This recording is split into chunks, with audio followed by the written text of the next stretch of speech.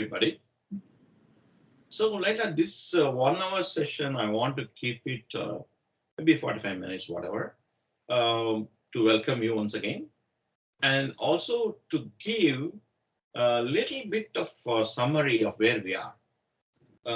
For quite so many weeks, for several months, I would say, we, particularly Mary, myself, occasionally others joining, have been going through a classic in a text called Patanjali Yoga Sutra. That is kind of a basis for anybody and everybody in the world who develop a training program, guidance program, or their own model of yoga, etc. They use this as the reference text. Yeah, we have been going through, and our style is not a lecture style. I'm not good at lectures. Um, what I do is read out. In fact, many times Mary reads out the sutra. I try to give them meaning or interpret it the way I understand, etc. Try to give explanations. And while doing so, many times we go back and forth. We go to some other text. Why? Because the sutra, the meaning of the word sutra in Sanskrit is a string, like a string of pearl, no, like that. It's called a string. There's another meaning for the word sutra. That means it's very short. They will try to use the minimum syllables. No, not even one syllable extra they will add. That's the idea. Why? Because many times we know more and more we try to explain, more and more people get confused. It opens up more discussions and we move away and away from the main topic. Therefore, Sutrakaras, or the people who are masters of the Sutra style of writing, compress the thought in a single sound, single word kind of a thing. That is good because it's so concise, minimum words to confuse you. On the other hand, it becomes very hard to find out what was he thinking when he wrote that. It is open for interpretation. How do we interpret that? For that purpose, I try to go to other texts. The plenty of other texts are there coming from India, which is, shall we say, from my point of view, elaborates this one word. Sometimes one word, I have to tell the whole story for half an hour. That is my view. I share with that, and then we always discuss and debate, etc. There's no need to agree with me. There's no need to follow what I say. If this conversation helps open up your inner mind, inner eye, and you're able to pursue that and find things for yourself, then the purpose is achieved. Because in any kind of lessons you take in any subject, the person who is explaining can only point out the rest of the journey, trying to understand. For example, if you if you have studying chemistry, they can only tell you, oh, this is the, I don't know whether nowadays it is there. In my younger days it was there. There's something called the burette, and then you pour liquids into it, chemicals into it, heat it, and then color changes, sparkling, something happens, and then you do some test to determine what is the chemical composition of the liquid. This can be explained by the chemistry lecturer or professor, but ultimately you do it yourself. He cannot do it for you. Therefore, the approach is we have a conversation, debate certain things. Hopefully, we all go back and think about it, read about it, practice that ourselves, come to some realization and understanding. And we, to the extent we are willing to share to others, we share. We are pretty open in this conversation. We all informally sworn to secrecy. Whatever you talk about your experience, I will not tell anybody else. Only those who are in this call will hear it, and those who want to obviously view the video will get to hear that. Other than that, we don't gossip about it. That's not what we're going to do. So this is roughly what you're doing. So generally, I request to people who are joining to first talk about yourself and themselves. Why do they want to join this conversation? What are they looking for in life? And what do they think? Other than the fact that Miral told this guy who's talking nicely and all the stuff, beyond that, what is it that you are looking for in this conversation? That would be some kind of an introduction of yourself. Then I will try to give a short summary of where we are. Okay. Are you asking me now? Yes, indeed. So what I'm looking for and why I decided to join this class is because right now I'm sort of in a career pivot, and I keep finding myself bringing in the I and myself into the career and how I want to show up in the world. And yeah, to be concise. Oh, that's it? Oh, you're a real Sutrakara then. If I think of anything more, I'll chime in. But I think I was thinking about that earlier today. And yeah, I think how to remove the I and myself from, I guess, all areas, not just career, but with everything. And Okay. I find that through the yogic texts that I've read so far, I've started to understand it a little bit more, but I feel like, yeah, I can only read so much. Which text are you reading? I read, I'm starting to read the Yoga Mala, and I read Hatha Yoga, the main book. The Hatha Yoga Pradipika, you mean? Or Yes, yeah. oh my God. That's you can get scared if you go deep into the book. I don't know how much you read. You can get scared. Yeah. Yeah, I got up to pranayama, Okay. and then I stopped there Yeah. for now, at least, Yeah. just That because I know that it's a little bit ahead in where I'm at right now. yeah. Hatha Yoga Pradipika is a very advanced text. Um, it's a kind of a manual, all kinds of pranayama, all kind of yoga, all kind of, you know, all kind of techniques are explained there. Not explained, it's given there. Um, it's the author, I mean, like I told you the other day, it is in orthodox circles, it's always believed that such books, not books, such knowledge cannot come from another human being. It has to come from God. I explained last time what the logic behind that, right? So, Mm-hmm. Pashupati Shiva, the Shiva who, in the form of Lord of Animals, is supposed to have explained it, and then based on that wisdom, many people have written, and this particular person yogi he has compiled it and put it in a very elaborate fashion. Um, Almost any yogi I know, whether it's BK Iyengar or whether it is even Sadguru Vasudev or anybody for that matter, TTK, so many different people have come to this site and explained. All of them have some way or other based their format on this particular book. Everybody does. There's no other choice. It's very, very good book. Um, it tells so many things. Some of the techniques can be downright scary. Can't even believe that somebody tries this. Uh, it is very important to read that. I mean, I also make reference to this book from occasionally, but it's important to read that. But before you read that, you have to come to level of not about techniques, not about yoga asanas, not about this pranayamas or whatever.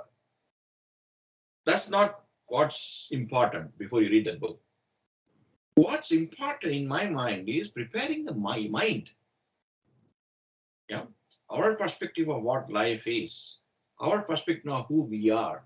So many these kind of an interplay, these kind of things are very important to level set, as they say, before you read that, right? So Yeah. therefore, I'm very, very, very glad that I don't know who recommended to you, but you're very brave to start reading it straight away. Yeah, Thank you. yeah. Okay. And I read in Yoga Mala, it's 99% experience and practice, and 1% research and reading the books. Okay. Good. How long have you been practicing yoga? I would go to asana classes sparingly from the age of 14, but just like once a year, maybe 3 times.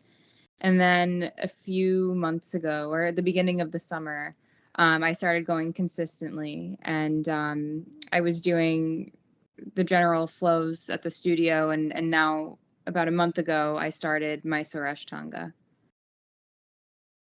Excellent. And do you practice every week? I mean, once or twice a week, or how is it? I go every day, besides Oh, moon days and Saturdays. okay. How long do you practice yoga? I usually go in at 6:30 and the class ends at 9:30, so sometimes my teacher will keep me there the whole class, but sometimes I'll just practice for an hour and a half, Wow, give or take. that's quite intense. 1 hour and a half every day is quite intense. And do you do only yoga or do you do meditation as well? I've been starting to implement meditation in more.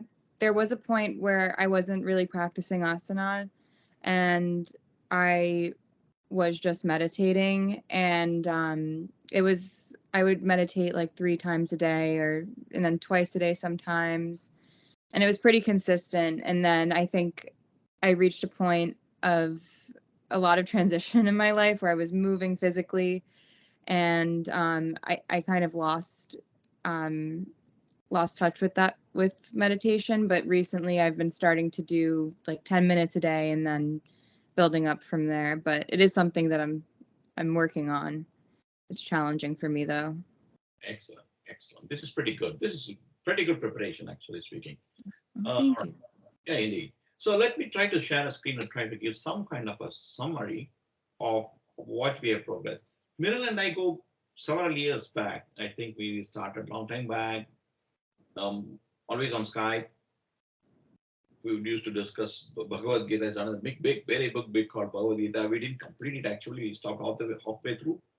Um, then it went on to this Patanjali Yoga Sutra to explain the metaphysics behind the Patanjali Yoga Sutra. I connected them with another session which I was driving alternate Sundays on Bhagavatam. So it's been going like this, like a web. So, because I am a firm believer, based on my experience, that yoga is a tool. It is not the end destination. It has to take us somewhere. It has to give us, I mean, not only it has to, the purpose of yoga being given to humankind is not only to keep a healthy body and mind, but to use a healthy body and mind to achieve what is called a self-realization. That is the goal of yoga. But then it's easy to understand physical exercises because humankind has been doing physical exercises some way or other, yeah, all the time immemorial, as they say. Likewise, trying to say that mind needs to be calmed down, etc., everybody understands, well, almost from the beginning of the time. But then when you say you use healthy body and healthy mind to achieve self-realization, then we have to explain what is self-realization. What exactly is self-realization? That couple of words called self-realization takes us into a journey of reading hundreds of books. That's the way it goes. Because self has to be explained, realization has to be explained. And what self is, different people think differently, and therefore it keeps on branching into several paths. So does realization. Therefore, I said that we'll have this in parallel class about what exactly we are. I mean, if you look at the history of the whole philosophy, world philosophy, any kind of Greek, whatever philosophy, Western philosophy or Eastern philosophy, it fundamentally answers 3 questions, right? Who am I? What is this universe? What next? That's all the 3 questions. If you're able to find an answer for these 3 questions, then you move on to the next stage. That's the whole purpose of metaphysics. So I try to explain the metaphysics. So in your case, since you're joining somewhere in the middle, I will probably reverse the order and talk about metaphysics in a very short summary way. What does Patanjali Yoga Sutra do? Are you able to see anything? Yes, I see the slides. You see the slide. Okay, let me see. Okay, does it go full screen? I think so. Are you able to read, both of you? Yes, I can. Yeah, I can read everything. Yes, yes. Okay. See, what I have tried to do is to provide you some kind of an overview about what exactly the structure of this text, Patanjali Yoga Sutra. That's what you see on the right hand side. Practical journey through Yoga Sutras. Um, this is probably new to Mirel. I don't know whether I shared with her before. It kind of looks at various sutras, various couplets which are the various statements which are there in the book, and tries to map it down and say, what does it say? Come on, if you can tell me in a few lines, what does it say? That this is what it tells. But then, before we go into this particular right-hand side diagram, and I explain that, I want to explain what is the purpose of this sutra. What does it do even? Why there are so many sutras, and what does it really do? Um, Going on.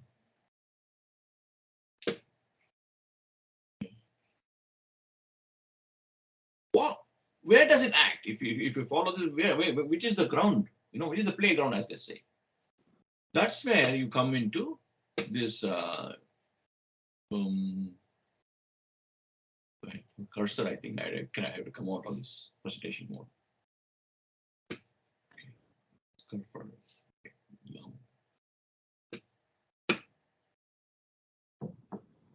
Yeah. So what we have to come to this side, on the left-hand side diagram. It's called the Sankhya model of, I call it the cognitive psychology. I don't know whether psychology will agree with me or they'll beat me up, but I call it the cognitive psychology because this gives, when I say this, I mean the Sankhya model on the left-hand side. This Oh, diagram. I think, is it supposed to still be up? Oh, are you not able to see that? No, it went back to just the video. Oh, really? Okay. Now? Nope. We will stop sharing maybe.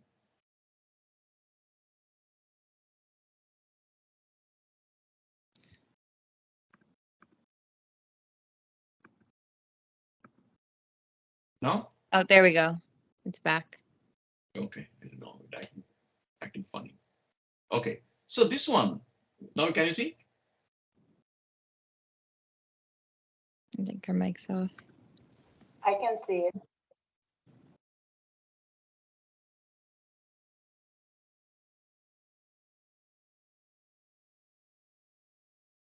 Are you not able to see it?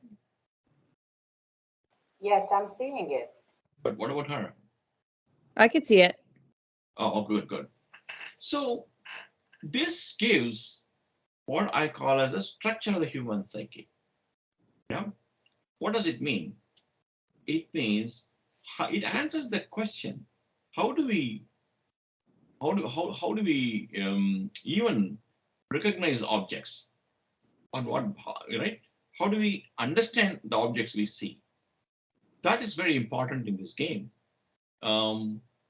because the purpose of this book, Patanjali Yoga Sutra, is to help us understand what are the elements in our mind and body complex which helps in grasping the objects, and how we become the victim of the objects, and therefore what are the techniques which are necessary to unwind this, get out of this problem, right? That's the purpose of this yoga sutra. In which case, what exactly us? How do we grasp the objects? And why should we even fall a victim to the, um, to the objects? We need to answer this question. The way we are structured is, we can understand. Can you see me, the cursor circling? Mm-hmm. Yeah. We can see that when I say we have a mind, it is called manas in Sanskrit. We know very well we got a mind. Okay, a lot of thoughts go there, and the problem is we sometimes, or most of the time, we are not able to control the thoughts. It just keeps happening. And we also make a statement that I have a mind. Therefore, that ahankara, the self-identification faculty is there in us. we are able to understand. Even today, in the beginning you were explaining about this. Therefore, we have a mind. We realize that we have a self-identifying faculty. We identify that. We have an individual intelligence also, buddhi. That also we understand. It's a discriminating power. The job of the mind or the nature of the mind is to have incessant flow of thoughts. It is the nature or the power of the intelligence to judge, to discriminate, to choose, do this, don't do this. It looks good, but don't follow that. These decisions come from the intelligence. So we are able to understand that there is a principle called intelligence or buddhi. This combination of intelligence, buddhi, manas, mind, and ahankara, or the self-identification faculty, this combination is generally defined as a chitta. The aggregate portion is called the chitta. Now, when you look at Patanjali Yoga Sutra, the very first sutra tells Yogasya Chittavritti Nirodha. The purpose of yoga is to restrain, calm down, reduce the chittavritti, that is the modifications, the waves which happen in the chitta. So whatever, when they say chitta, this is what they mean. That means there are a lot of modifications, waves happening in the aggregate of intelligence, mind, and the self-identification faculty. The next question is, after all, intelligence and mind or a self-identification faculty, these are not specific material objects. These are all faculties, capabilities, skills, which we try to explain. How can a non-actor entity grasp external objects? How does it happen?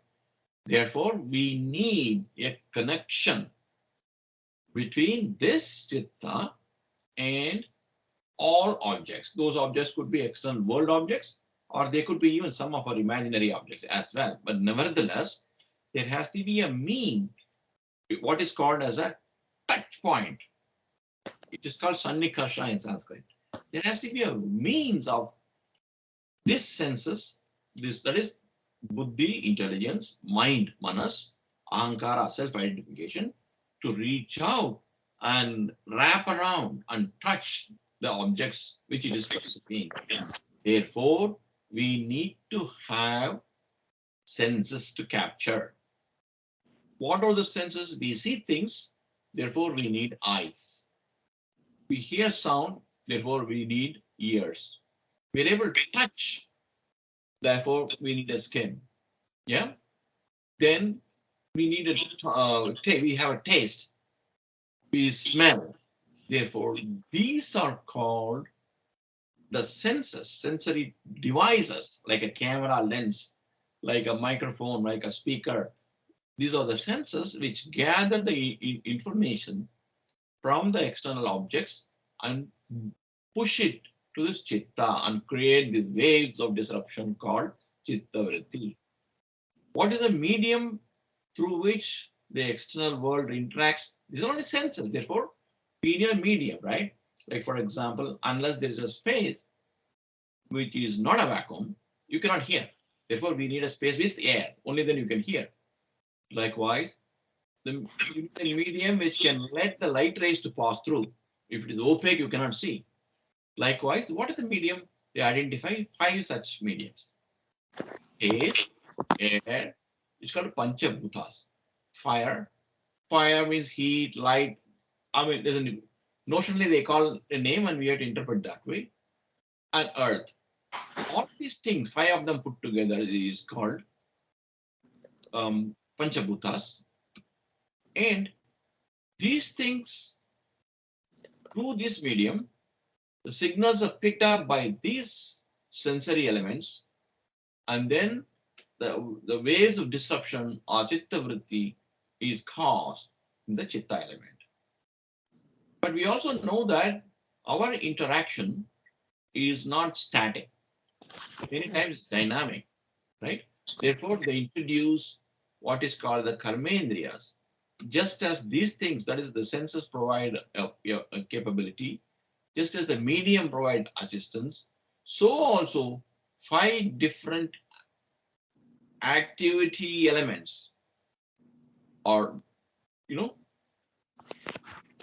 provide the dynamism, dynamic activity, not just statically perceiving things. Because we eat things, we chase after, run after something, right? We break things. Therefore, these are all activities. We not only see, we do act on them. So these indriyas are, these 15, they are called indriyas or agents or devices. There's 15 of them, 5 here, 5 here, and 5 here, right? Panchabhutas means five elements. Likewise, karmendriyas, as action-oriented device is 5. Jnanendriya is signal specific, is also 5. These 15 of them pick up the external signals and give it to the element called chitta, which is an aggregation of intelligence, mind, and the self-identification element. Now, that means 5, 10, 15, and 3 more here. That means 18. There are 18 elements together, have an underplay here. Is this clear? Or any conversation, any discussion you want on this?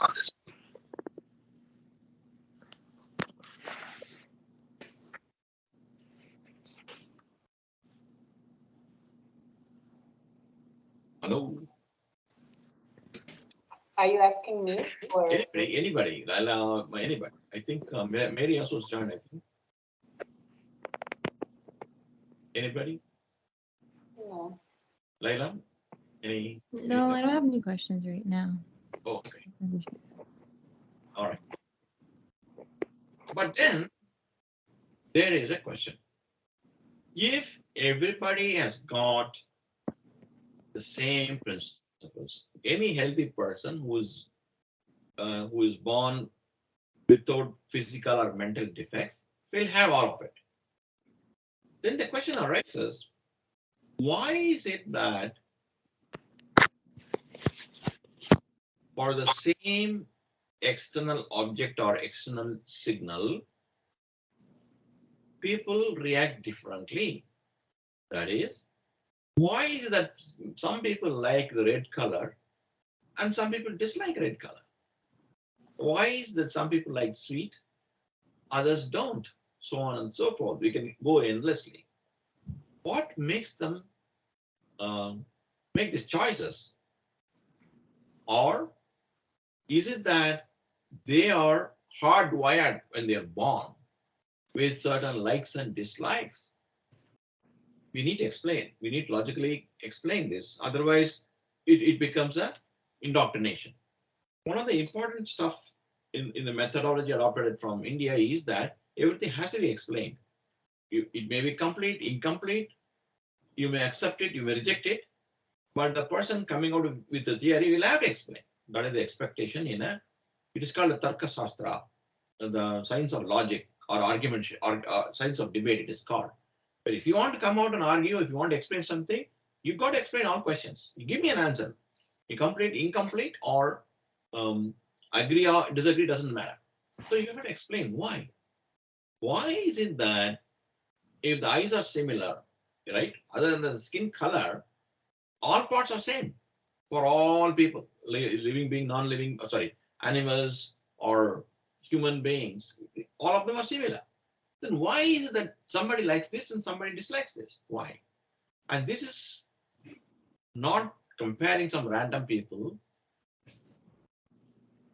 In the family, 3 or 4 children are born. I'm taking a family because in a family, you have environment which is reasonably same for all the children. If I compare your family with my family, then there's a problem because I come from another country, you come from another country. So many differences are there.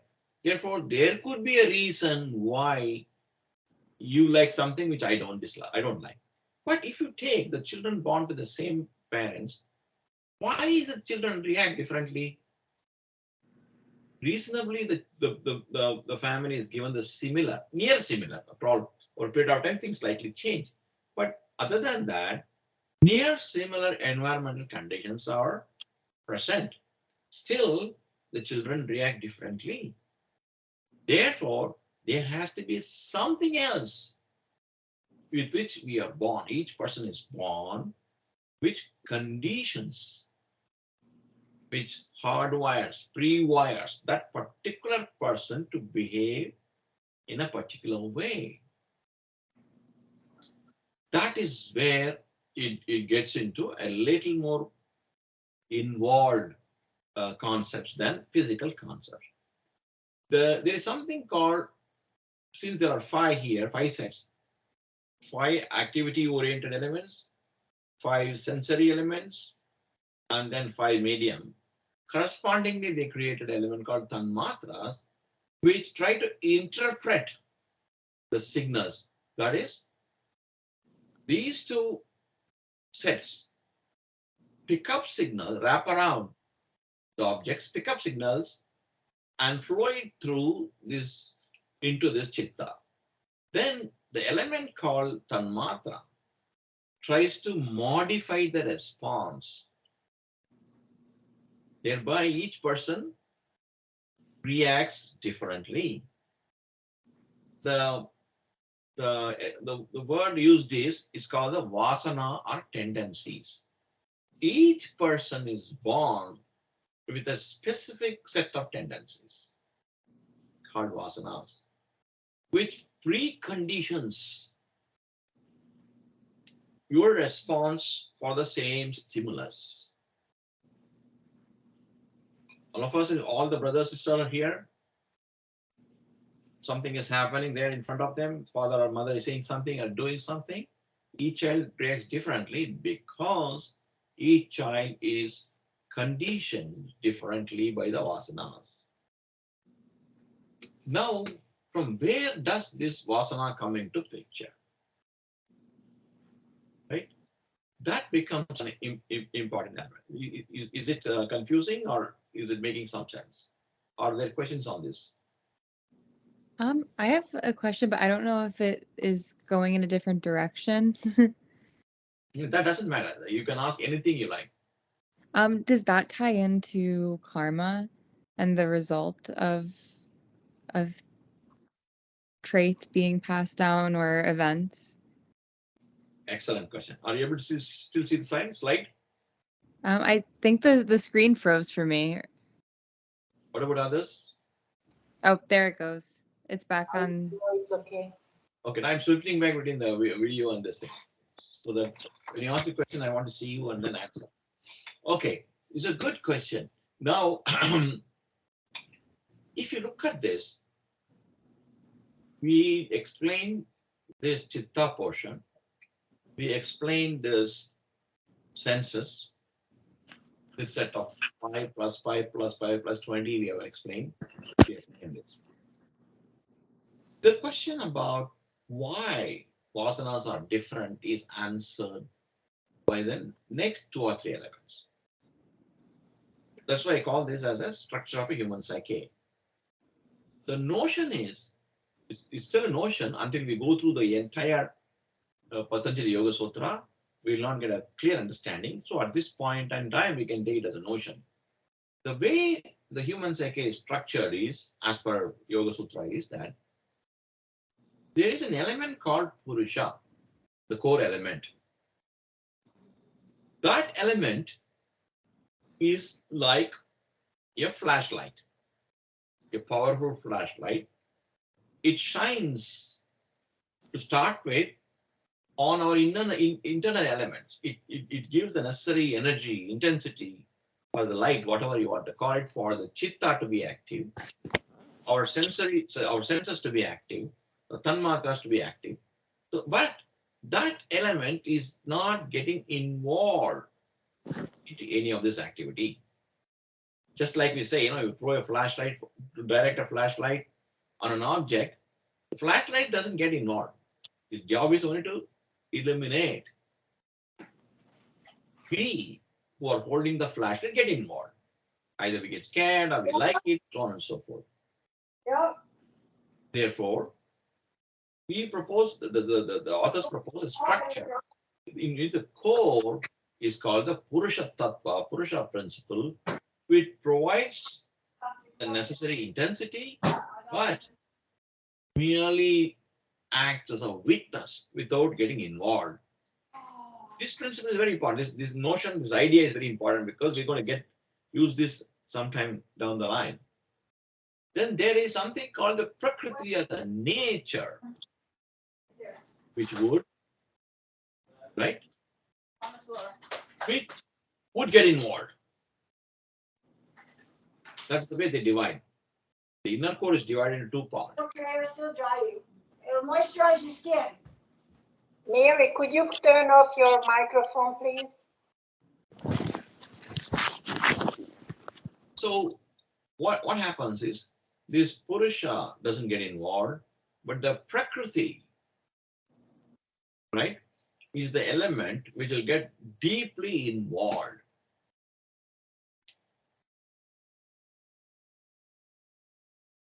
Yeah. Yeah, That makes sense. what is the Prakriti? What is it made of? How does it interact?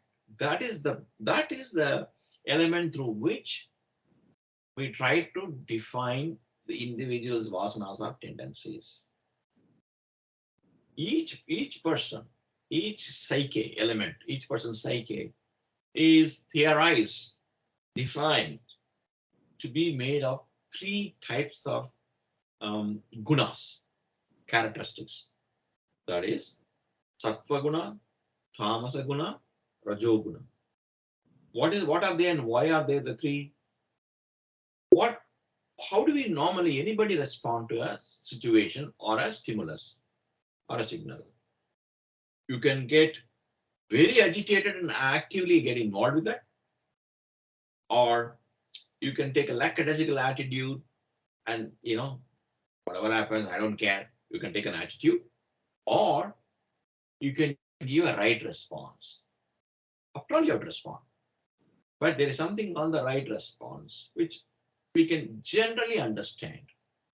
For example, if somebody says a harsh word or criticizes us a lot or says things which are not true, a right response could be, I'm not saying it should be, I'm saying it could be, try to reason out, argue out and say why that person is wrong. Or if that person is a compulsive, the compulsive accuser kind of thing, you just keep quiet. And it's Nate, oh, he doesn't understand or she doesn't understand. You just keep off. Keep on or keep quiet. You don't lose your sleep over that. That is one response.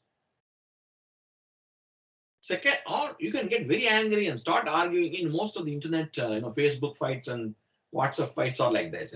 It's endless. I mean, nobody agrees with each other, and it goes on and on and on and on without end. There's no benefit to anybody other than losing your sleep, literally, because many times people do WhatsApp in the late hours of the night. You literally lose sleep. You can't sleep after that. You lose your peace of mind, and many times you break the relationship also. So there are three. Or other one is whatever happens, what do I care? That is one thing. That's okay in one way because you don't lose your sleep. However, if you set a pattern of response where you're seen as a lazy, lackadaisical person, slowly other persons take control over you. That's also not good. That's why a right response is necessary. I'm kind of using English language to artificially explain gunas, but it's not exactly like this, but it gives you an understanding of what gunas could be. If you have a lackadaisical, lazy approach, it is called tamasa guna.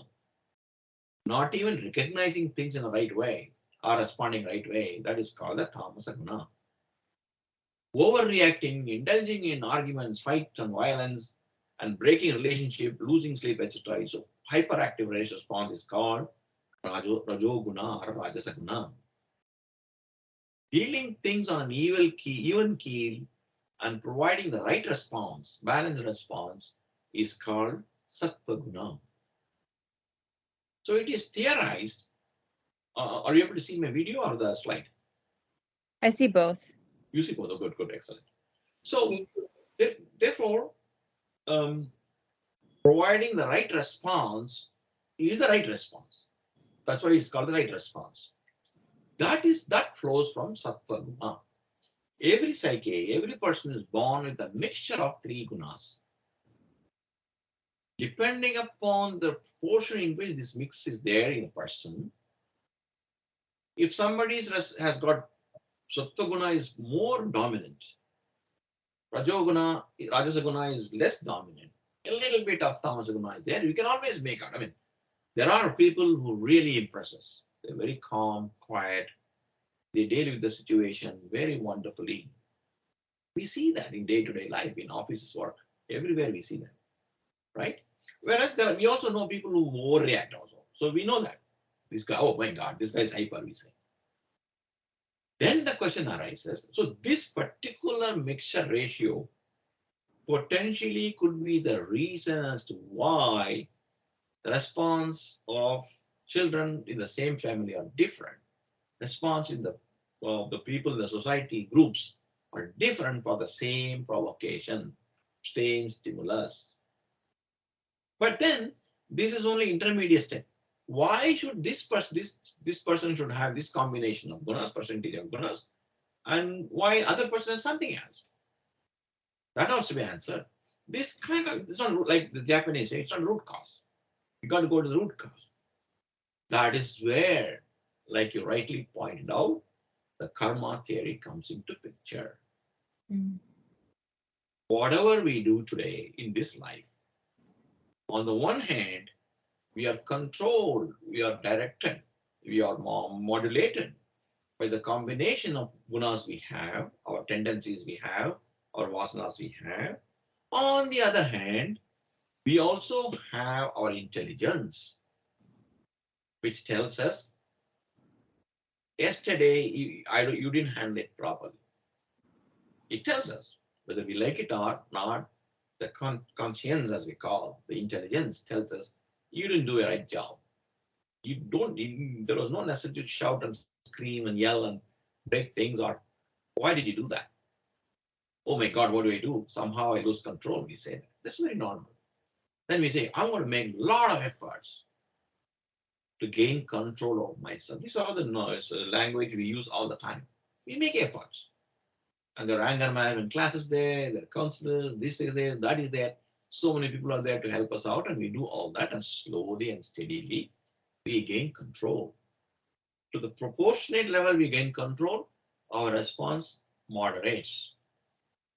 This means we are now indulging in a karma activity which tries to moderate our response to situations.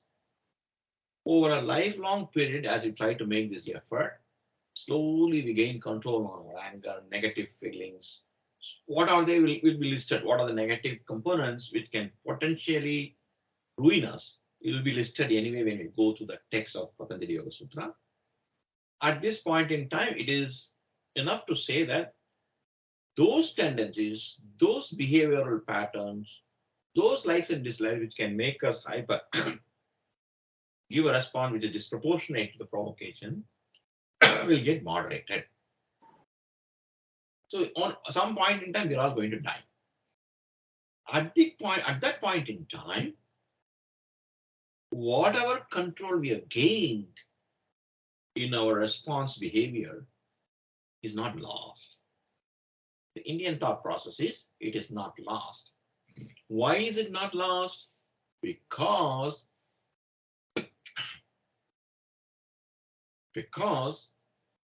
the body decays and dies. The Purusha element in you, the Prakriti element in you, right? The Purusha anyway is not involved in good, bad, or ugly, but Prakriti deeply involved. That means the Prakriti element in you, which has been hyperactive through, I won't say hyperactive, really non-stop, 24/7 active through this chitta, to the senses, and this interpretive element, so on and so forth. Constantly, if I were to say in English, This Prakriti, your Prakriti should evolve as you live, do lot of good karma, good activities, control, take sessions, take counseling, so on and so forth. So because this Purusha element and Prakriti element are not matter, they will never die. Your body, this will die. This will die. Eyes, ears, legs, arms, so on and so forth. This will die, but the Prakriti will not die. What does this Prakriti do? The Purusha do at that point in time? That is where there is another element called Jiva. I have to introduce what is called a Jiva. There is a definition called Jiva. We have the body, we have the mind, we have the senses, we have the intelligence, we have the brain, we have the ears, so on and so forth. And these things die. When the body's time is over, these things die. But then, how does the gains which we have achieved through this life, with all the efforts you have taken, all the yoga you have done, all the meditation you have done, the counseling you have taken, you made tremendous progress in this life before you die. Does it become waste? Where does it go? If it becomes waste, it goes along with the body. What's the fun in doing this? There are more metaphysical models in the world, in some parts of the world, where they believe there's only one shot for you. You got only one life. You come, you die, and it's all over. There are other models which say that it's not over, but you still got only one life. Whatever you do now, that's all you can achieve. And after that, you go and sit in a place called heaven, and a day of judgment will come. Depending upon individual merits and demerits, you will be allocated, happy life or terrible life there forever. But in Indian thought process, they say it cannot be like that. It can't be, because nobody achieves perfection in one life. That means theoretically, nobody will get permanent happiness in heaven also, because nobody achieves perfection anyway. That doesn't sound nice, particularly when you say the God is all merciful and all the good stuff you say. Then why would a God create a heaven and an earth where you are given one chance and after that you punish? It's like a school headmaster. Doesn't, like Oliver Twist story. Doesn't look nice. Therefore, they theorize it cannot be like this. Therefore, you must be given infinite number of chances. If you have to get infinite number of chances, why? Whatever you achieved in the previous birth, you can build upon it. It is based on the logic that it is going to take infinite number of attempts to be perfect. Therefore, you must be given infinite number of chances, births. That means, like that 401k rollover, whatever you achieve, say this time around as Laila, must carry forward in the next birth. You can build from there up. Right? That is the model in Indian thought process. And therefore, the Jiva element, there has to be an element which migrates from body to body. That is called Jiva. That Jiva as structure is a little more complicated. For this conversation, we will keep it this way.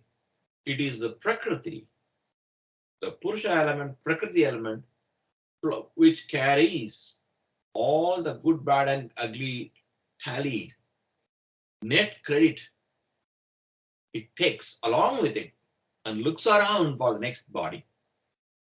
Then once a next body is fit for that particular jiva, it gets into the womb and occupies the new body being developed in a mother's womb.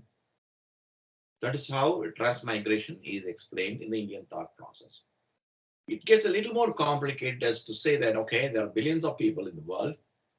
That means every day millions of chances of, this consumption happens, thousands of consumption happen. Which particular body will jiva will take? When will it take? Immediately or after some time? There are a lot of questions there, which we will attack later. For this conversation, introductory conversation, it is enough to say that whether it is after a delay or immediately, we can say that this jiva, with the accumulated credit of karma, migrates and occupies another body in a womb of a mother, ready to continue the next journey, to continue to improve. That is it. They try to connect your tendencies, your actions, the consequence of the actions, opportunity to improve, recognizing that in one shot you cannot be perfect. Therefore, there will be multiple opportunities given. And this credit goes into an element called jiva, which migrates and occupies the next body and continues where it left. This is how they try to explain. Now, is it proven? Logically proven. Practically, we don't know because nobody has come back from heaven to tell us this was going to happen there. Nobody is able to say that in the previous birth. Some people say, some psychologists catch hold of some people, we see YouTube videos, but that's very abrupt and not very convincing. Nobody has said that. We have to rely upon logic, logical analysis. Using the logical analysis, it is called a validation or pramana in Sanskrit. In Indian thought process, they use a logical analysis, logical conclusion as one of the acceptable validation methodology. What are the other methodologies accepted? There are many, they define 5 or 6, but 3 everybody agrees.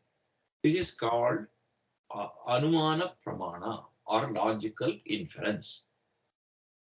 Another validation is pratyaksha pramana, direct validation. If somebody were to come back and every year 10,000 people have to come back from heaven and say, you know what, this is what happens there. I'm getting a new body next month. I'm going there. That is pratyaksha pramana. Even that's not our pratyaksha because somebody else is telling us. We are not telling. But if we are able to recall our past births, then the pratyaksha pramana. But then these two are dicey, right? Therefore, the third category of pramana is called shabda pramana or validation from an authoritative word, believable word. That is why we read books like Patanjali Yoga Sutra. We read those books because we think this guy is not lying. When he is doing such a complicated theory it is, why is he not lying? On what basis we say it's not lying? Because this is where in ancient India, the gurus will never take money. They won't ask money, they won't take money. On the end of learning, whatever you give, they'll quietly take as a guru dakshina.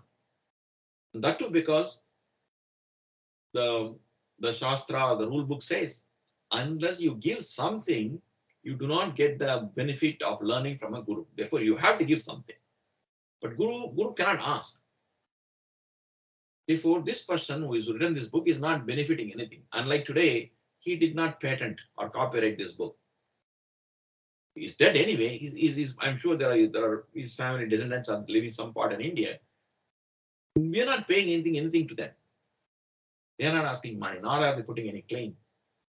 That means he gets nothing from this, whether you believe or not, he gets nothing.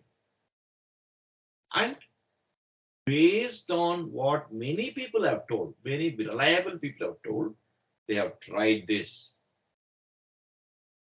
Hundreds of people have tried this every month, and they come back and say it works. Whether it works in reference to, let us say, in reference to transmigration, etc., nobody can give that proof. Because, like I said, nobody is able to come back and tell what happens. But they can give a proof that if you follow this, you're able to moderate your tendencies. You're able to control your anger. You're able to make yourself a better person. You're able to have phenomenal immune system. You do not fall sick. Your mind is happy all the time. You get less provoked, so on and so forth. Hundreds and hundreds of people have told. Therefore, we have reasonably, we can trust this book. Such books are called Shabda Pramana. So that is the reason why we read this book in our sessions. That is the reason we go back to Bhagavata and read those books.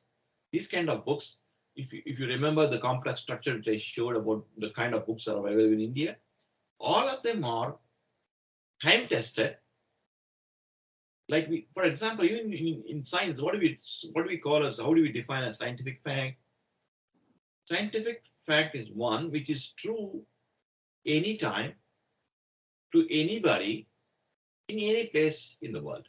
Then we call it Newton's law works everywhere to anybody. It worked when Newton was alive, it works even today. Therefore, we accept Newton's law as a scientific fact. Though we may say, no, no, actually speaking, the speed of matter is much higher, it moves towards the speed of light, Newton's law breaks down. For instance, Einstein's relativity theory becomes applicable. We may argue, but the fact is, Einstein's relativity theory is restating Newton's law for a different environment, boundary conditions. The core essence is same. It is valid for anybody, anywhere, anytime. Likewise, in this spiritual journey, Shabda Pramana is the book one, is a book which is valid for anybody, anytime, anywhere. Because it involves non-matter, because most of the Shastras books talks about your behavior, your intelligence, your mind, your etc., which are non-matter, it's not easy to replicate. But generally, we find that it behaves the same way. So that is how we try to do our sessions here. Now, coming back to this, Patanjali Yoga Sutra, where we are, it's a quick summary I will give. Could you see that it has changed? The slide has changed? Yes. Okay, good. So essentially, I said that yoga's objective is to moderate chittavritti. Yogascha chittavritti nirodha, we said that. What are those modifications? There are 5 types of modification. Panchataya, there are 5 types of modification. Some are klishta, some are aklishta. What does it mean? Some can create problem for you, others may not. What are those 5? Pramana, just now I talked about, validated knowledge, right knowledge for the pramana. Then viparyaya, a wrong knowledge. We know very well, wrong knowledge definitely can affect us, where right knowledge will not affect us. Then vikalpa, delusion, completely having wrong understanding of things, right? Not, that's called vikalpa. We know it can affect us. Nidra is sleep. Sleep can affect us. To some extent, it can help us because sleep is very, very important. But it can be a hurdle sometimes. Why is it important? Sleep is important because during the sleep, there are 3 stages you go to. One is a disturbed sleep, other is a dream sleep, the third is dreamless sleep. All of us can recall from our experience that when you have a dreamless sleep, it feels wonderful. It is called Sushupti stage in Sanskrit, in sleeping. Jagrat is a waking state, Swapna is a dreamful sleep, Sushupti is a dreamless state.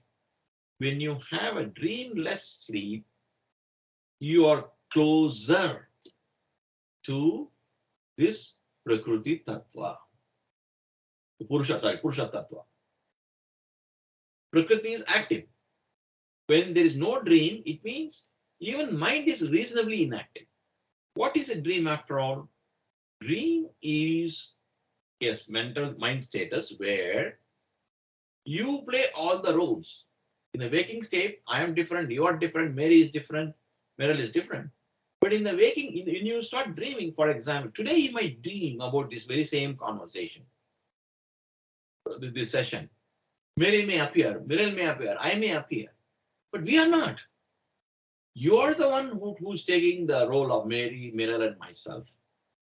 So whatever happens in your dream with all 3 of us present, None of us really involved, and you are the one playing all the role, right? So that is how um, dreamful state happens. But when you have a dreamless state of sleep, nothing. That means Prakriti is reasonably inactive, and your consciousness, it goes back closer to Purusha. That is why you feel wonderful. Because, as I explained some time back, the nature of Purusha is to just shine a torchlight, not to get involved. If you're not getting involved in activities, why would you feel bad? To earn money also, the Purusha is not involved. If you lose money, Purusha is not involved. If you get a promotion, is not involved. If you're fired, not involved. Somebody hits you, not involved. Likewise. So why would a non-involved, like for example, I'm sorry for saying this, it's very stupid of me, but this is the example which comes to my mind. Supposing today you're trying to attend to your horse and it kicks you, it pains you. I have no pain. I'm not involved, isn't it? It's like that. The Purusha is like that, totally uninvolved. In the dreamless state, what happens is you're very, very close.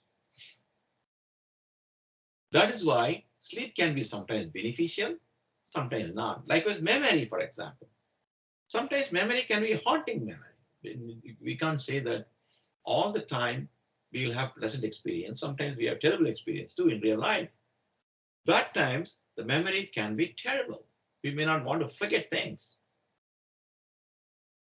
Then I mentioned Pratyaksha, Anumana, Agama, Pramanani. I mentioned all the three, right?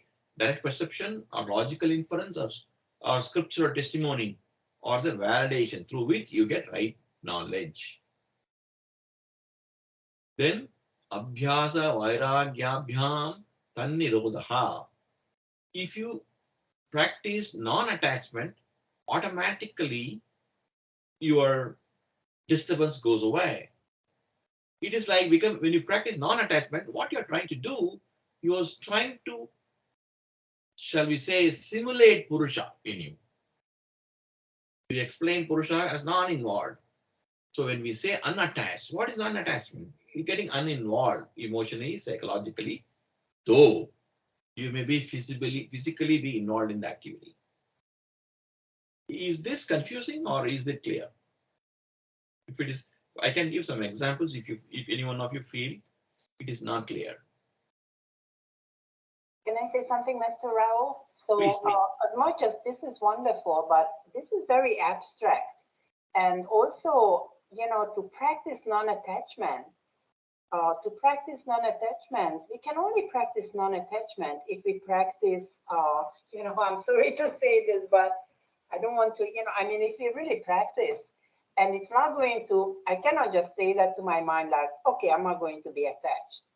It has to come from inner energies and a lot of yoga practice, asana practice, pranayama practice, and it happens on its own without me wanting to, because I don't think that non-attachment happens just when I say that to myself, okay, I'm not going to be attached, because that's not true non-attachment. I can say that with my intelligence, but deep down, I'm still attached. So I think that all of these things, if someone doesn't practice, it's worthless, because it's not going to happen. What do you think, Mr. Rao? Absolutely correct. That's how learning happens. Practical wisdom happens. Initially, you learn theoretical stuff. Then you look for a technique which will help you realize this theoretical stuff. But once you learn the technique and master the techniques, you have to practice for a long, long time, over a period of which you will be able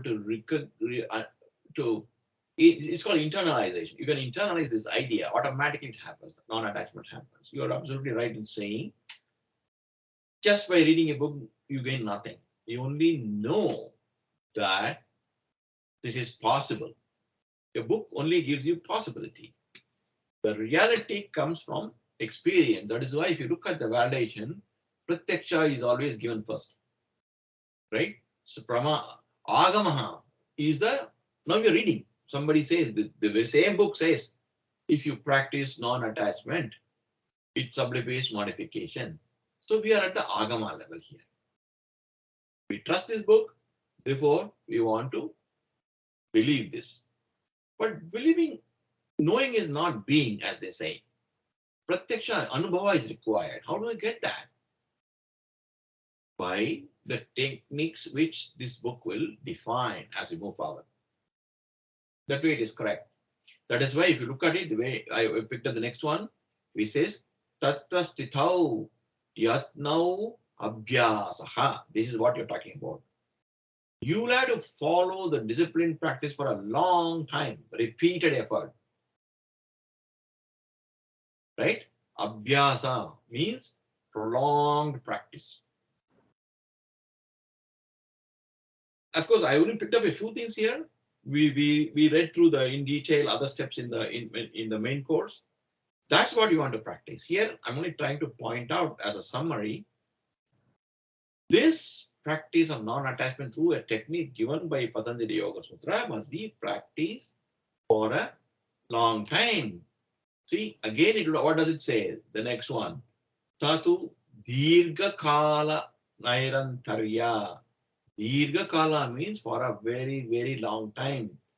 Tatkara darasovito dridabhumihi. That means you have to practice long without interruption and earnestly practice, not ritually. This is precisely what you're trying to say, Mira. These two things summarize what you're trying to say, right? Don't you think so? Yes, yes, absolutely. Correct. Thank you so much. Not a problem. Any questions? Is Mary still there? Yes, Laila. So there was a book that I read about a year ago, and it talked about the ego and presence and meditation. And through that, I was able to kind of I felt very validated reading it, and it resonated with me a lot. And I began to practice meditation, not only formally, but it just felt like I was constantly in a state of meditation, and I felt so connected to the universe, to everything. And I stopped really feeling any negative emotions and seemingly delusional thoughts. And during that time, I felt very non-attached. And then other seasons of life happened and I fell out of it. So I guess my question is can it be reached and then lost? And is it only truly reached when it sticks? Absolutely correct. Anything you achieve will be lost. Mm. Until you do the repetitive practice and mastery, then like this sloka said, yeah, right? When drida means firm, and you continue to, only then will you achieve a state called sthita pragnatva, steadfastness. You get a taste of it. You get a sense of what it is, and not being non-attached. However, since we have not reached the mastery, we lose it. It is like when you learn to ride a bicycle. Yeah. For a long time people hold, and suddenly your daddy leaves the cycle, but you fall. You're happy that you're able to travel 10 feet, 20 feet, but you fall. You keep falling. Yeah. And suddenly, lo and behold, one day, nobody is to hold it. You're going for miles and miles together, right? Yeah. How? Because without giving up, you practiced. You kept falling, but you did not lose hope. You continued to practice and practice and practice. Then suddenly you got it. Mm. Right? Sa tu dirgha kale, for a long time. Nair antarya, without interruption. Satkara dara sevito drida bhumi. Drida means firm. You must uninterruptedly, without giving up, without losing faith, you must continue to practice very strong practice, convinced with strong conviction. Then you will get it. Then it becomes Sthita Pragnatva, steadfastness. At that capability stage, you are not, you learn the trick of it's non-involvement. It only says non-involvement, non-attachment. It does not say non-action. It does not say that. There is in this universe, the universe was created out of activity. May call it Big Bang or whatever name you want to give it. It is created out of activity. All atoms are always spinning. Because if atom stops spinning, it's over. Game over. If any of the planets around us stop spinning, whole universe will collapse. The mutual balancing gravitational pull against each other is the one which is keeping this universe stable. It's called dynamic stability. Each of them is spinning, but overall it is stable. If any one planet stops spinning, the whole universe will collapse. Therefore, being active, karma kuru, is the order from Krishna in Bhagavad Gita. You have to act. Karma kuru. He didn't say stop acting karma. But the point is, do not attach yourself to the end goals.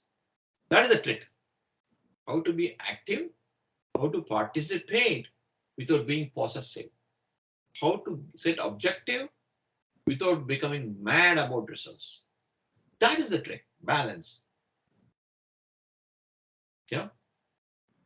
And is that equivalent to like a state of flow, like how you were describing the universe kind coexisting and working, or just coexisting, I guess? Can you explain what do you mean by the flow? What do you mean by that?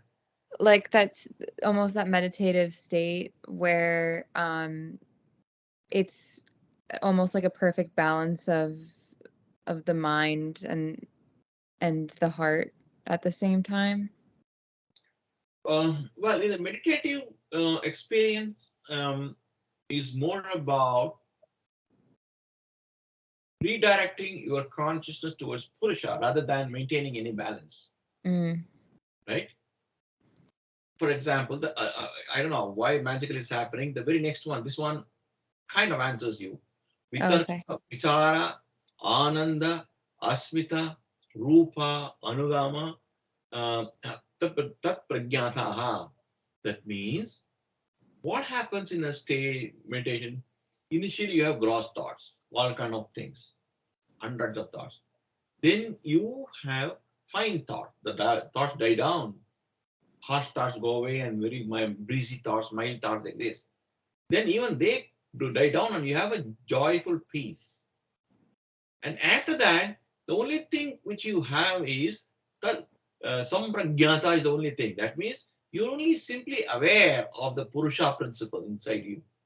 You're not aware of your mind. You're not aware of your ego principle. You're not aware of the intelligence. You're not aware of senses, nothing. The only awareness, you are simply possessed of only the Purusha principle. So, probably it is not about balancing the individual stuff, rather transcending and sublimating all of them. Right? Mm-hmm. And then, if you go further advanced, Virama Pratyaya Abhyasa Purvaha Samskara Chesho Anyaha. That means you are completely not even aware. Sesha Anyaha. Everything else, including the Purusha principle, you are not aware. The only thing you are aware of is your consciousness. It is not that consciousness is aware of Purusha. Then there are two things. The consciousness is there, awareness of Purusha is there.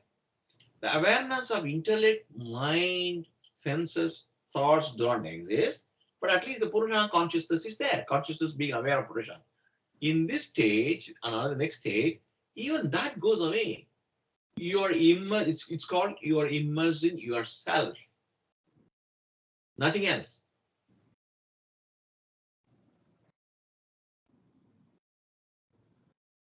No, this is, I'm sure, is a, as they say in baseball, this is a curveball.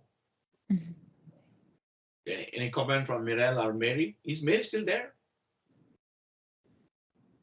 No, no comment for me.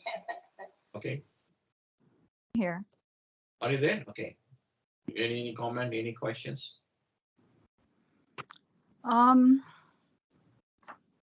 so are we on 120, Shraddha Virya Smriti Samadhi? Or are we on, I'm not sure which one we're on exactly, because you just have to Dirgha Kala, Nairantarya, Satkara. Can you see my arrow? No, I can't. Unfortunately, I have my iPhone. My son is using my laptop today. Okay, Sorry. okay. Sorry about I'm, that. I'm in 117 and 118. 117 and 18. Okay. Yeah. Okay. Yeah. Well, the thing is that when, hearing you speak and listening, there's this sense that the words, the actual words make a lot of sense in the mind, but there's this, and I might be repeating myself. I know I say this a lot, but the actual experience, my very own experience, that really matters. And if I know what to, what I'm aiming for or what to expect and then it doesn't matter, because if I actually reach that point or that level, then that's what really matters. So if I'm getting close to, like, heading in the direction of some kind of enlightenment, or having, and then come back once more to this automatic or this sort of mechanical way of living, and then back again inward and having a sense of a reality, but it's not really mine until it's really mine, until it's really, Yeah. there. That's a very, very important point. You say that's from Sthita Pragnatva state as a reference, that is steadfastness as a reference. What you say is true. That that's probably what you mean by saying, unless it is mine, it is not mine. That's what you're trying to say. Yeah. But I may want to suggest this way. Don't take that Sthita Pragnatva as the reference. From your consciousness perspective, if you take that as a reference, this is how it's going to be. The jiva is going to go through this. This particular jiva, your jiva, is going to go through this process of doubt, disbelief first, then doubt, then theoretical understanding, then trying to practice, getting a taste of it for some time, but not being able to sustain it forever, and then finally going to steadfastness. This is the cycle through which is going to pass through, the jiva is going to pass through.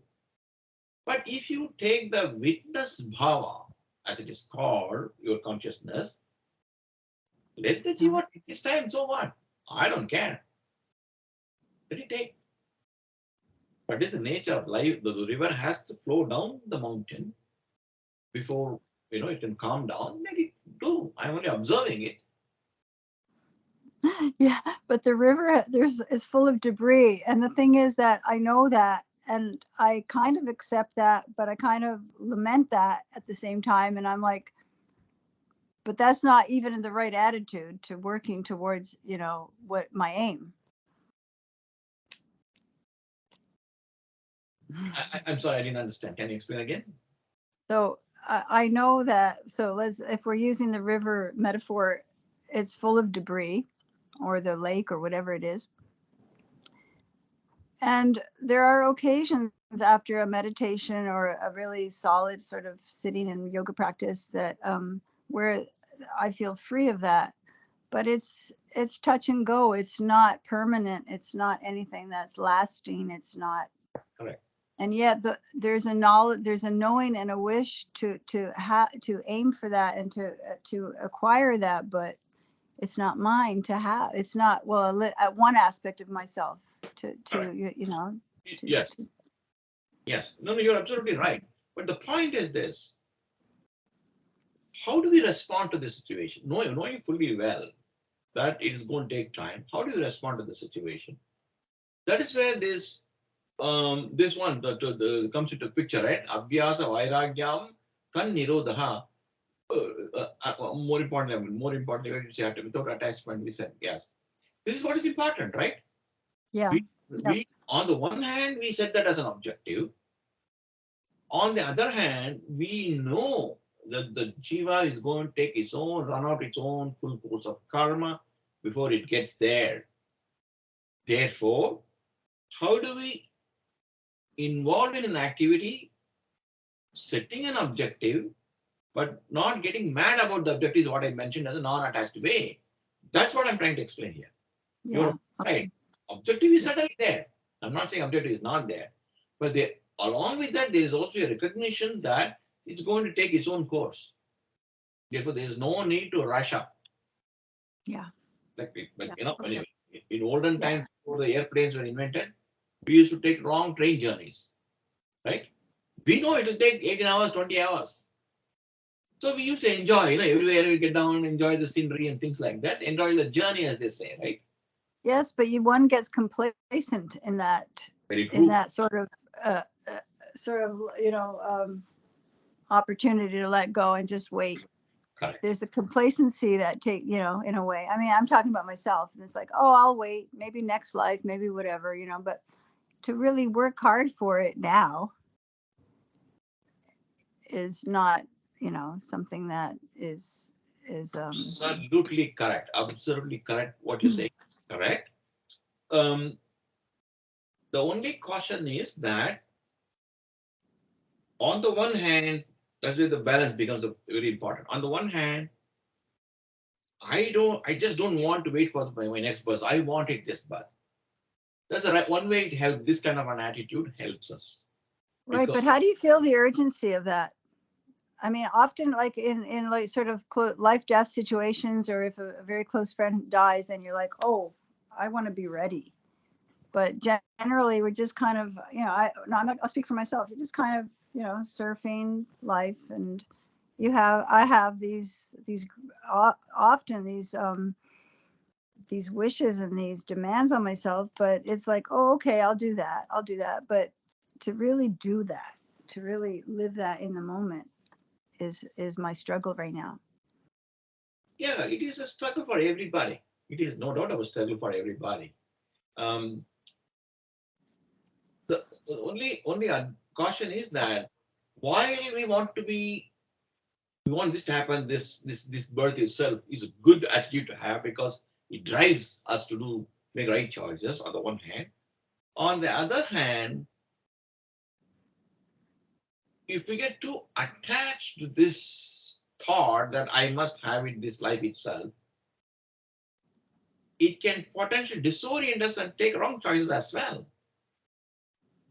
Therefore, there has to be a balance. That is a balance between the desire or the objective to get self-realization this birth itself should be balanced with the realization that it might take multiple births as well. It has to be balanced Yeah. without impacting our making right choices. We need a balance. In fact, it is a little too early to talk about it, but still, since you raised this point, I mentioned this. There is a philosopher called Shankara who said that even having a desire to get liberated, to achieve self realization, itself can be a bondage. Yeah. It's a very kind of a tricky statement, but that's what he makes. Therefore, be careful. The idea, the notion or the teaching is to help you realize your true identity, which is not this body, mind, or intellect. To help you realize that real happiness does not come from objects. Permanent joy, infinite number of joys comes from your self-realization. In as much as we want to point out this, we say a lot of things, but do not get obsessed. Having a dirgha or a Tivra attitude, intense attitude is one thing, getting obsessed is another. Know the difference. Very important. Yeah. In fact, Okay. when we look around, when some of these um, gurus or even followers literally go mad. Literally, they do crazy stuff, and they think that is self-realization. Everybody can see that they have a problem. Therefore, the trick is to be non-attached. Even, I mean, this is a slow statement. I'll make it. It's very tricky. To be non-attached, even to the notion of non-attachment. Oh, That's important. okay, that sounds very interesting. Yeah, I mean, Being non-attached to non-attachment. exactly. That's very. That is why I think the yeah, this statement in the Abhyasa Vairagyabhyam Tan Nirodha is made. You have to be non-attached. It does not say you have to be non-attached to everything other than non. It does not say that, because non-attachment is also a goal, isn't it? Is also an effort. Yeah. Therefore, that is the balance probably which is necessary. Okay, thank you. Practice without focusing on the outcome, or yes. Exactly. That is the karma yoga which Krishna talks about in Bhagavad Gita, where you not that you should not set objectives. You should, after all, the activity you plan flows from the objectives you set. Therefore, the guideline is not that you should not set an objective. You do set an objective, and therefore you identify a bunch of actions which will help you achieve those objectives. Pragmatically speaking, also, all of us know very well attaining a specific objective is not dependent only on us. There's so many factors which are involved when you want to achieve an objective. Some of those factors you have no control whatsoever. If you have no control, tomorrow they may have, sorry, you plan a wonderful vacation, etc. I don't know why I'm getting negative examples today. You are planning a wonderful trip out tomorrow, and then there's a cloud burst and or torrential rain comes. There's nothing you can do about it. You did an objective, you plan, call your friends, the car is ready, every food is ready, everything's ready, and tomorrow you cannot go. Because there are situations out of your control. What do you do? At that point, what you do is the question. Do you hop mad and cry and kick and do scream? Or do you say it's okay, it doesn't matter? Anyway, thanks to COVID, now we know how to virtual party, we know how to do it. We all open our basket respective houses, get on to Zoom and enjoy. That is the point. Not getting emotionally involved, obsessed with an end result, specific end result, thinking that you're the master who can make it happen. That is the problem. Recognizing that there are other factors which you do not control and therefore it may not happen. However, whatever factors are in your control, you put your sincere full efforts. Because there could be potentially a cloudburst tomorrow if you don't even cook, if you don't get your car ready or tie up with your friends, then you have a problem. Then you're not doing what you're supposed to do. If 10 things are in your control, if you have done all 10 things to the best extent, leave it at that. After that, whatever happens, happens. Why it is kind of self-contradictory or kind of a complicated stuff? Because let's look at the problem. The problem is not external. The problem is us. Our problem is us. Our tendency is a problem, not somebody else's tendency. The thing is, we are, on the one hand, a victim of our tendencies. On the other hand, we want to master over our tendencies. You see that? That is where the whole, shall we say, I don't know what is the right English word for that. Contradictory thing happens. If you were to shape up somebody else, that's one thing. You have to shape up yourself using yourself, recognizing you are a victim of your own tendencies. Therefore, to a large extent, there's nothing you can do beyond being a servant of your tendencies. But then you have to modify your tendency through your actions. That is why many concepts are told. Like, I don't know how many of you have seen the movie called Fiddler on the Roof. You have to say, in fact, in our family, we see it once in 2, 3 years because it's a great learning experience. It teaches life. You know, the Rectavia, whatever he says, on the one hand, on the other hand, he keeps on saying. That's what it is,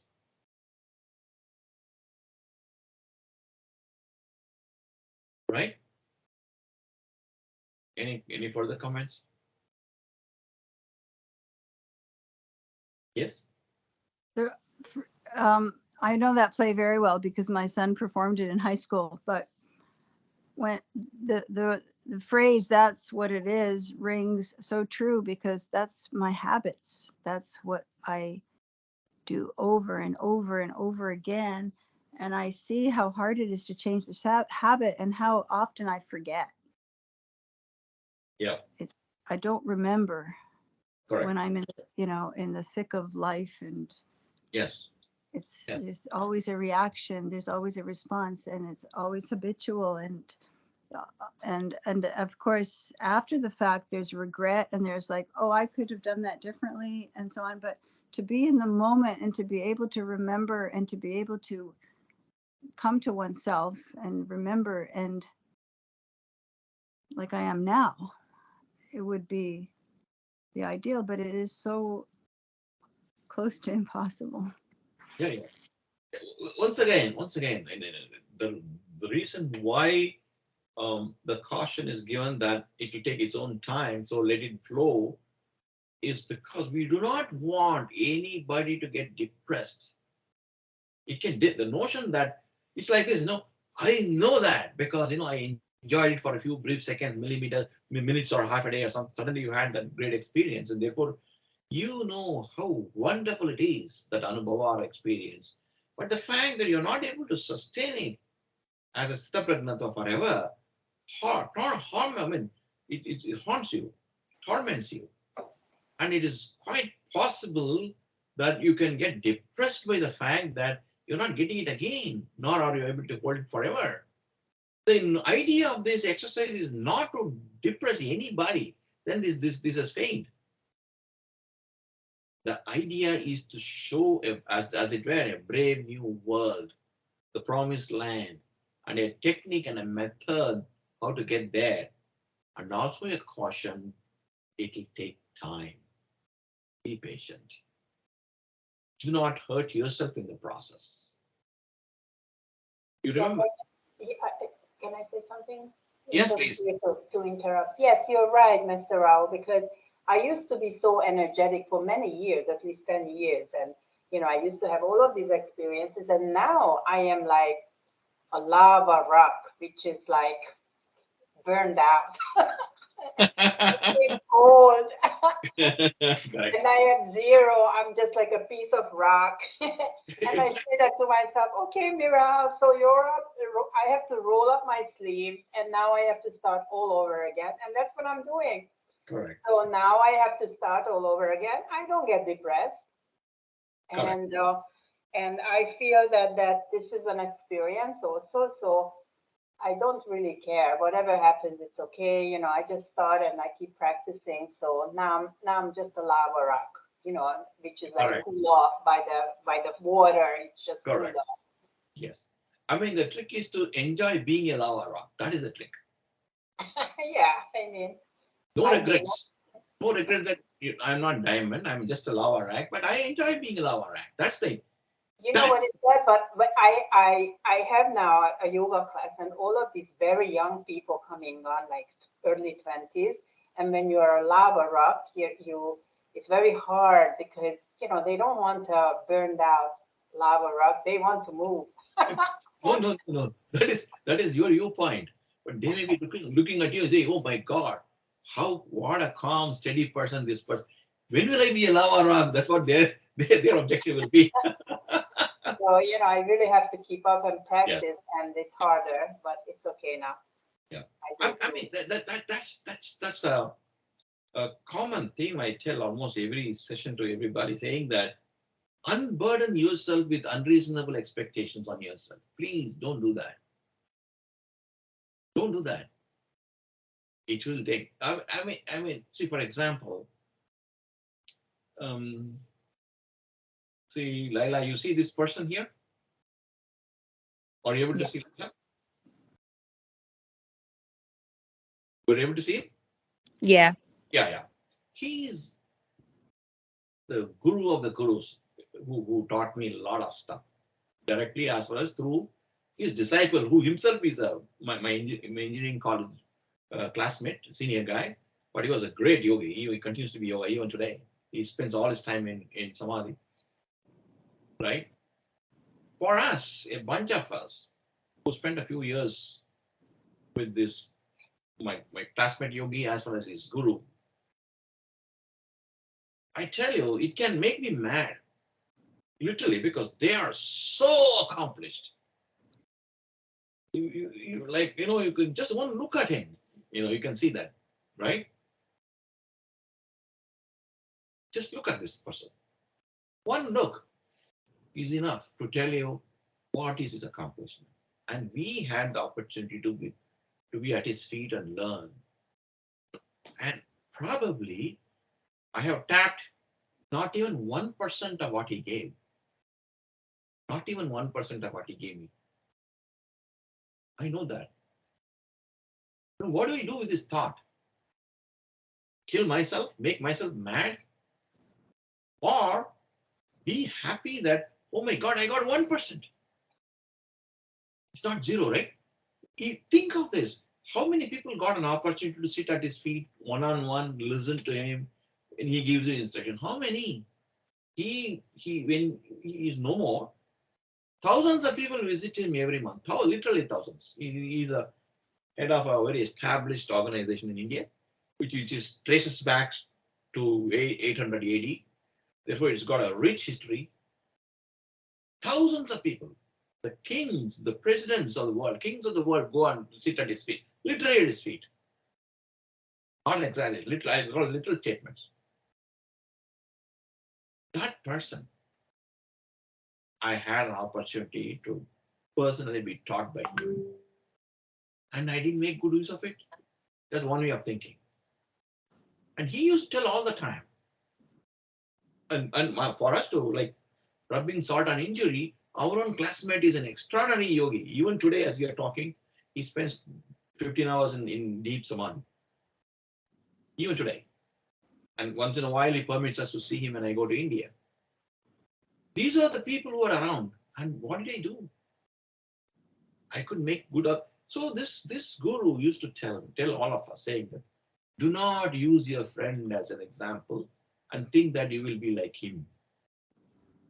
He is here today because he has achieved a lot of things in previous births.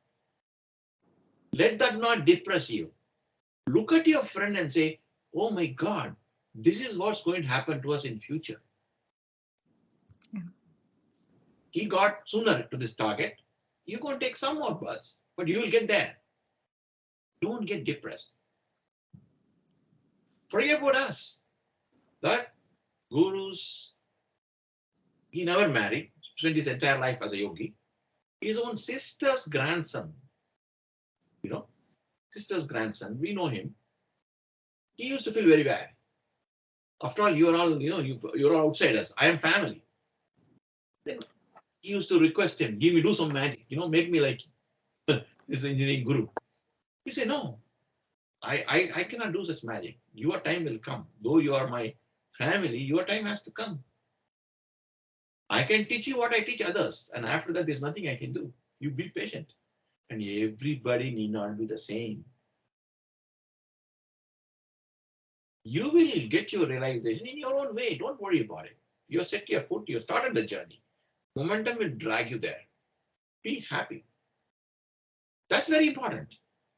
That's why I told you, unless you're willing to give 100% of your time, don't be a guru for hundreds of people. It is my responsibility now. 3, 4 of you are talking to me. It is my responsibility that I don't make any one of you mad by wrong instructions. Raise false hopes and then you become very depressed. Then that sin will touch me, it will catch with me, and I go with bad karma when I die.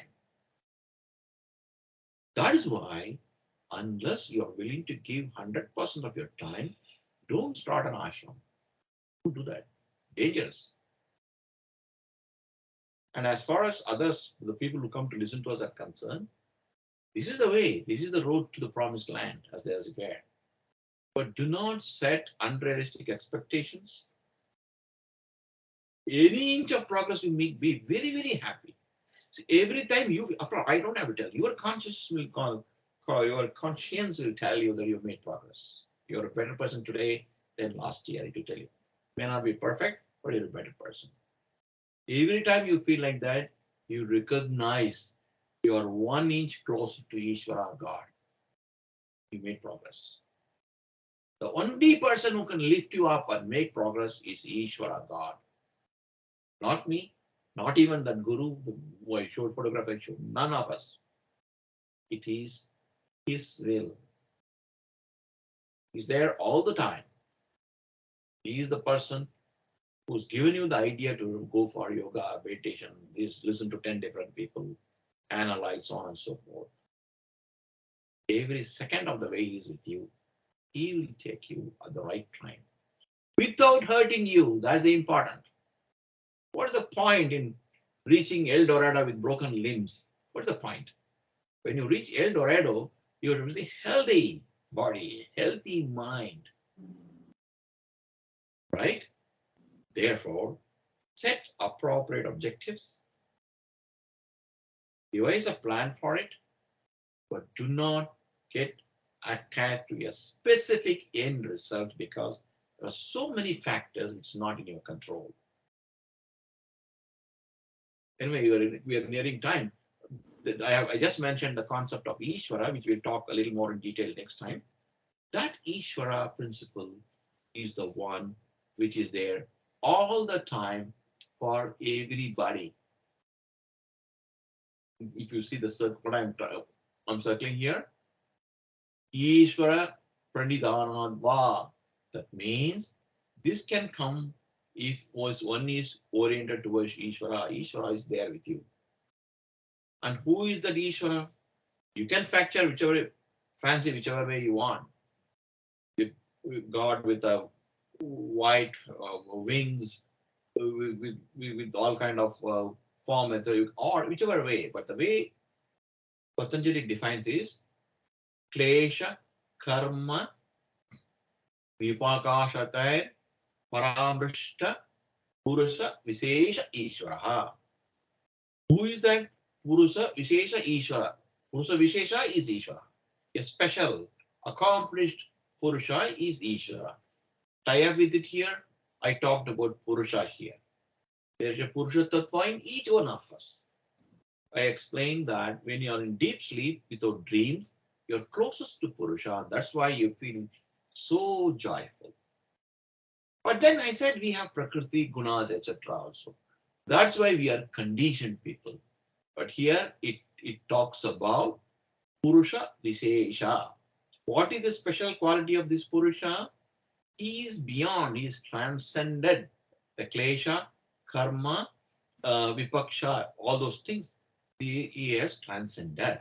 In other words, when this Purusha transcends the effects of Prakriti here, not conditioned anymore by tendencies or vasanas, not under the control of guna, that person becomes Ishvara. That is why another name for Ishvara is Gunatita, transcending the gunas. Therefore, theoretically speaking, technically speaking, that Ishvara need not be somebody sitting on cloud with wonderful feather or whatever. Technically speaking, right? Then how to find that Ishvara? That Ishvara is sa purveshamapi guru kalena avachedaha. That means that Ishvara transcends time. He is the original guru. Why is it so? Because if he is not transcending time, like I said my last time, if that Ishvara is an avatara, if you connect an avatara, what happens to the people born before that? It's not their fault that they were born before. Or what happens to people who die after this guru, for example? He's dead now. What fault did they make? Therefore, this Ishvara is beyond time, beyond space, and not under the control of gunas or tendencies. That is why we say that Ishvara is always there with you. Ishvara pranidhanatvat, we say that. Yes, yes, Laila. How can something be independent of cause and effect with like with the principles of karma? Excellent question. This requires a very long conversation. If you don't mind, we'll take it up next time. How Sure. does an Ishvara becomes gunatita, beyond the gunas? How does Ishvara is not bound by time, space, or karma, cause and effect? This requires quite a lot of conversation. We are already nearing 7 o'clock. Yeah, we will. Mhm. Because if you look at the slide, which I mentioned here, I mentioned about beyond time, and then what is that Ishvara? The right, this column will define all those things. We'll talk in detail. This could itself can 1 hour it can take. Yeah, you're absolutely right. Logically speaking, since you asked this question, let me try to answer in short using logic. It's a logical proposition. If you have somebody who is bound by tendencies, gunas, vasanas, cause and effect, that person is no different from you and me. Then if he is bound by cause and effect, that person will have to die because body is caused. It has to die. Then Mm. what is the point in having an Ishvara who is available for 70 to 100 years and only those lucky chaps who live along with him? Nobody has get benefit. How can that be Ishvara? Logically, it's not tenable. Therefore, that person has to be, the Ishvara necessarily has to be beyond time and space constraints, beyond cause and effect constraints, beyond gunas, tendencies, vasana, etc. Only then that person can be available anytime, anywhere, for any person. Only then logically it is possible. Therefore, what this leads us is to a logical conclusion that Ishvara has to be a non-matter. Matter is the only thing which occupies space, which has temporal existence, which is under the influence of characteristics, attributes, which reacts with the environment, etc. A non-matter, a thought can never die because it does no matter, no material existence. It can live forever. An intelligence principle can live forever. You cannot box it in a shoebox. Yeah, yeah, yeah, yes, Mary. Okay, so can you say that it could be a vibration or a, like, what is our breath? Our breath is matter. I mean, for you to say it's not a matter is kind of like, then is it a thought? Is a thought matter? What is not a matter? But what about the breath? Breath is matter because it involves air. But doesn't breath kind of lead us to something? Doesn't, I mean, I'm not even asking that question. I have the experience where when in a deep meditation where breath leads me to, I mean, I can't, if I talk about it now, it won't be authentic because I'm not experiencing it, but often it leads me to something closer to myself, something deeper within myself that might be, it comes in contact with something Yes. that comes Yes. alive. I can't explain it now No, I because understand. I quite understand. you do. Yeah. Okay. I Yeah. do. Matter can lead you to non-matter. Breath is matter, but it Yeah. leads to non-matter. It leads to non-matter. Yes, it does. For So example, could it be the Ishvara in a person, like because aren't we all like imbued with something, holy and something correct. Correct. on All that of, level? exactly correct. All of us have got the Purusha principle which I showed in the slide is there are multiple viewpoints on it. One viewpoint is it is a token reflection of Ishvara. That Purusha is a reflection of Ishvara. Therefore, it has imbibed certain aspects of Ishvara. That's one viewpoint. Another viewpoint is individual Purusha principle is part of a large mosaic, which is Ishvara. You're part of Ishvara. There's the extreme viewpoint is also there that you, in essence, that is Ishvara. That Purusha is Ishvara, in essence. Though exactly not in proportion, in essence, it is the same as Ishvara. There are three different viewpoints are there in India, but essentially you're right. That is why both in meditation as well as in dreamless sleep, when you are close to your Purusha Tattva or individual, each one of us, we feel extremely peaceful and happy. Dreamless sleep is the most joyous moment. You can always recollect. Phenomenal sleep, we say. Yeah. That is why it is said like that.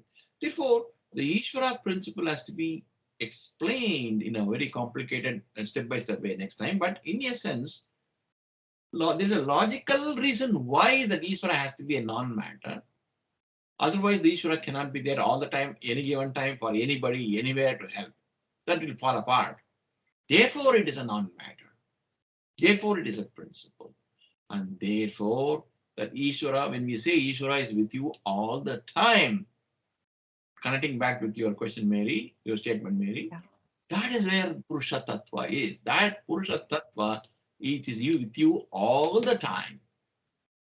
Wherever you go, in any state of consciousness, waking, dreamful, or dreamless state, the Purusha is there with you. And that Purusha is a token representative, to say crudely, of Ishvara.